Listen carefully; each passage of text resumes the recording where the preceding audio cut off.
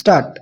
Sir, the Honorable Minister in charge of the bill has made it quite clear that this bill is virtually an integration of two other enactments that existed before.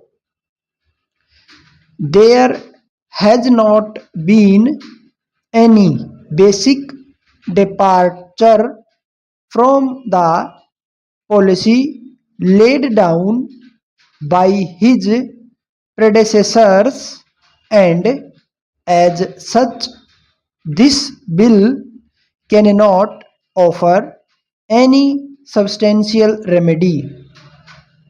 Now, the tea industry is a very important industry from whatever angle you may judge it.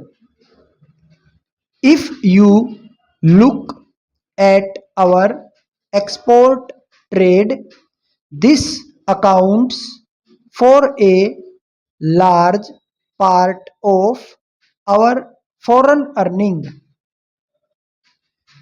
If you look at our labor, tea industry counts for a million of labor. If you look at it from the point of view of our national health, it also accounts for a substantial portion of our national wealth. Now, tea industry, as has been pointed out by the previous speaker here, is under the domination of the British, and this fact has also been accepted by my honorable friend on the other side of the house who just finished his speech. Now, one has to follow the logic of one's argument. The tea industry has been deliberately kept in the hands of the British, and they have not shown any intention whatsoever to help the Indian interests.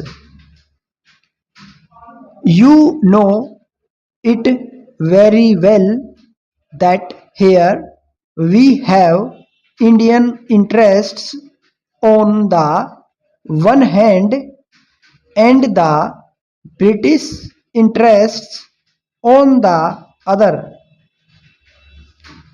The point about such interests should not be dismissed in that cynical fashion in which it has been dispensed with by the Honorable Minister.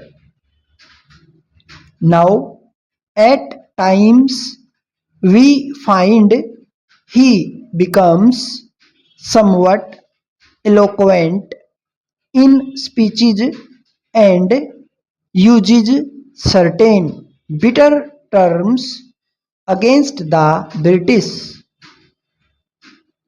It may be necessary for a minister to do so because, after all, one has to return to the house of people, and the tenure is only 5 years, and 1 year is gone already.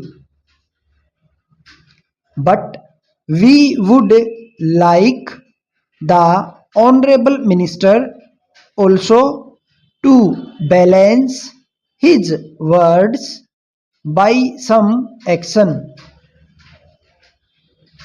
After all, an ounce of action is better than a ton of praises and speeches.